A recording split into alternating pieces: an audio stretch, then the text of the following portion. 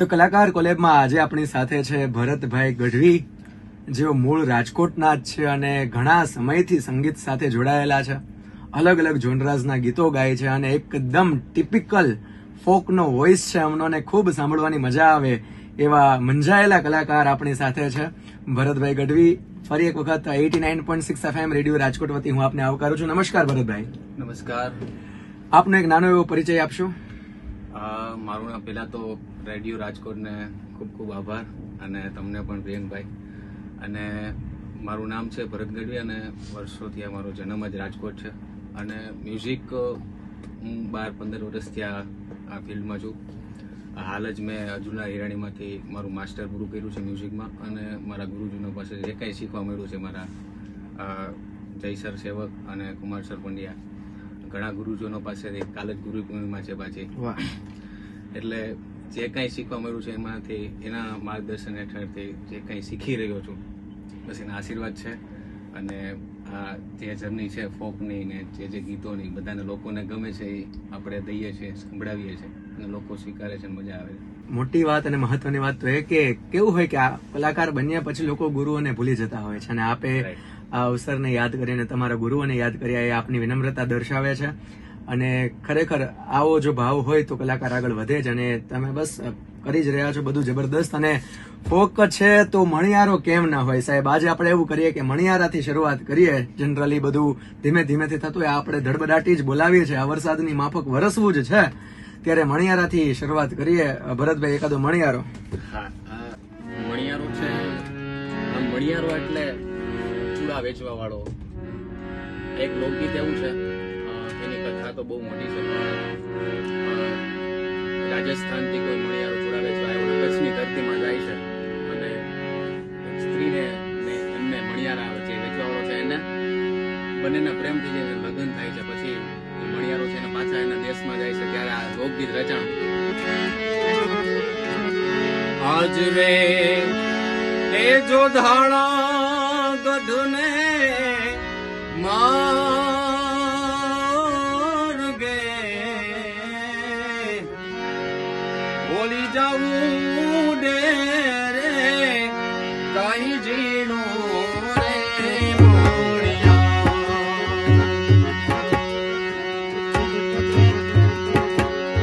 આજ રે રે જો ધાણા ગઢને માર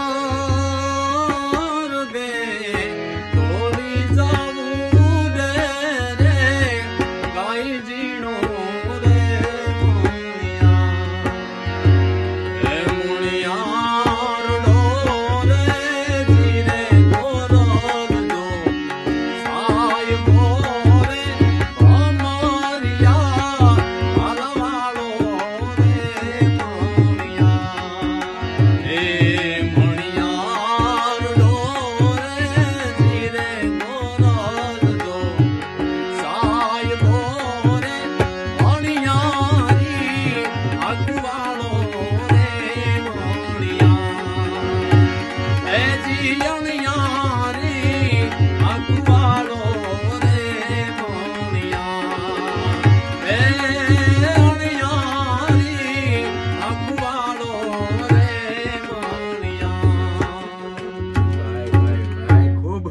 અદભુત પ્રસ્તુતિ રહી, અને ખરેખર આપનો કંઠ એટલો આમ દમદાર છે કે બહુ મજા પડી ગઈ છે.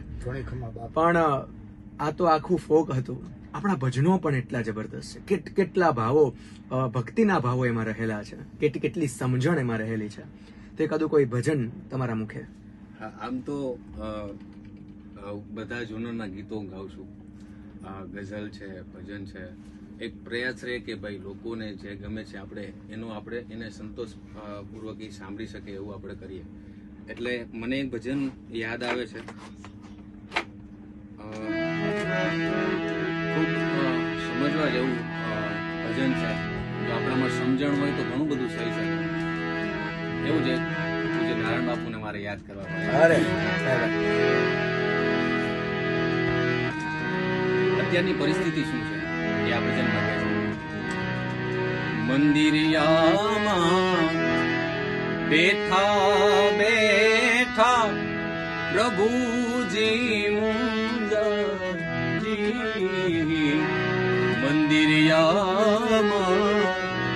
બેઠા બેઠા પ્રભુજી મૂંઝ કારણ ભાવ વિનાના એ ભક્તો આવે કઈ ભાવ વિનાના ભક્તો આવે અને દસિયું ફેંકતા જાય સમજણ જીવનમાંથી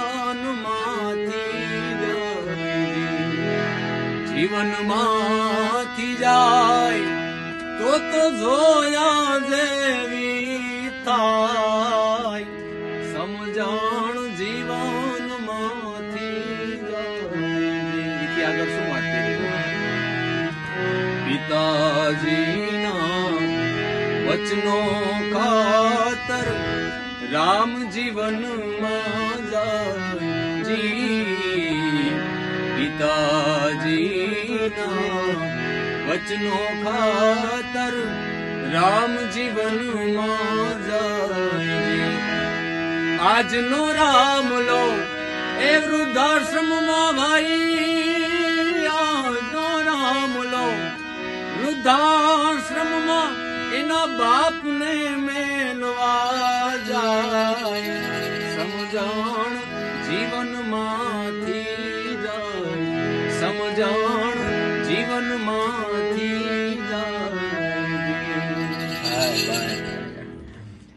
આ બધા ભાવો છે કે જો એક સારો કલાકાર હોય ને તો એ પહોંચાડી શકે અને આપ એ પહોંચાડી શકો છો એ આપણે ઉપર કૃપા છે અને એનો લાભ કેટલાય શ્રોતાઓને મળી રહ્યો છે ને મળશે. આ વાત થઈ ભજનોની. આમ સાહિત્ય અને ભજનો અને ગઝલો અને લોકગીતો વિશે વાત કરીએ તો રાતું ખૂટે. પણ આગળ એકાદી ગઝલ, કારણ કે અત્યારે માહોલ એવો છે કે કૃષ્ણને યાદ કરીએ, આપણે એવું કરીએ કશું કૃષ્ણ વિશે જો આવે. આ એ કાન છે કે જેને આપણે કોઈ પણ સદીઓમાં માણી શકીએ છીએ. જો માનો ને તો કાન આપણી આજુબાજુ જ છે અને એવા કઈ ભાવ સાથે શ્યામને આપણે યાદ કરીએ. હા, મને ગમતી એક રચના છે ગઝલમાં. ઘણું બધું મને ગમે છે, પણ દિલીપ રાવલ સાહેબની મને ગઝલ ગમે છે અને રૂપકુમાર રાઠોડ સાહેબનું કમ્પોઝિશન.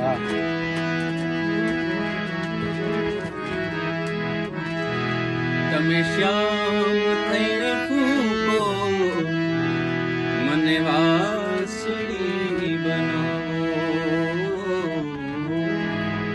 શ્યામ થઈને ફૂકો મને વાસળી બનાવો પછી આપ થઈને વ્યાપો મને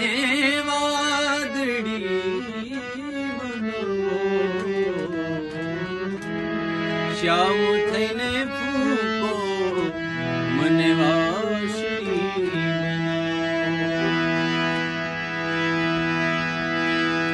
તમે આંખમાં વસો છો મારા શ્વાસમાં વસો છો તમે આંખમાં વસો છો મારા શ્વાસમાં શ્વસો છો મારા શ્વાસમાં શ્વસો છો અમે તોય તમને જોશું અમે તોય તમને જોશું ભલે આંધળી બનાવો અમે તોય તમને જોશું ભલે આંધળી બનાવો પછી આપ થઈને વ્યાપો મને વાદળી બનાવો શ્યામ થઈને ફૂકો મને વાસળી વાસળી વાસળી क्या कहने भाई, અદ્ભુત. આ શબ્દો ગીતના એવા છે અને એમાં તમે જે સૂર છેડ્યા છે ખરેખર માહોલ શ્યામમય બનાવી દીધો. કેટલું અદ્ભુત. જેને પ્રેમ કરવો હોય એ ગમે એમ કરીને કરી રહે છે. તમે મને આંધળી બનાવો અમે તો તોય તમને જોવાના છીએ, કારણ કે તમે અમારા આંખમાં વસો છો, હૈયે વસો છો, રોમ રોમમાં વસો છો. તમારા શબ્દો, તમારા સુરો અત્યારે લોકોના કાનમાં વસી ગયા છે. એવા ભાવ સાથે આપણે હમણાં થોડાક સમયમાં નવરાત્રી આવશે, તો એકાદો કોઈ માતાજીનો ભાવ હીચમાં લઈને એકાદા છંદ સાથે આજના સેશનને આપણે પૂર્ણ વિરામ આપીએ.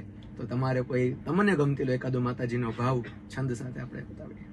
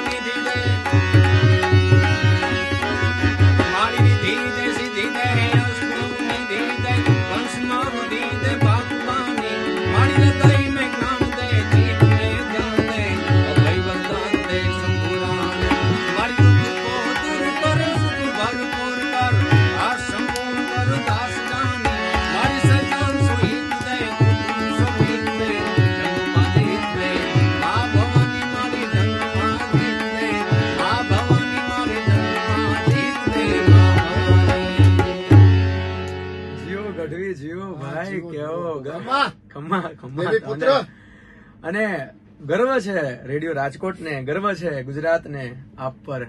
એટલું આપનો આ કહેવાય એક અદ્ભુત અવાજ અને આ સરસ મજાની રચના, અને આપે ખૂબ જમાવટ કરી છે. અમને તો એમ જ લાગે છે કે હજુ પણ તમને સાંભળ્યા કરીએ, પણ ફરી એક વખત ક્યાંક ને ક્યાંક તો મળતા રહીશું. પણ ખરેખર ખૂબ મજા પડે છે, અદ્ભુત લોકોને આનંદ આવ્યો છે. ખૂબ આભાર. 89.6 FM રેડિયો રાજકોટ વતી અમે આપનો ખૂબ ખૂબ આભારી છીએ.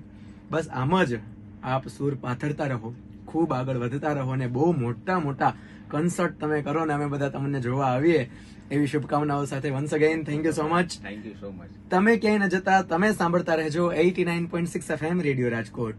હવે રાજકોટ બોલશે, દુનિયા સાંભળશે. Thank you so much.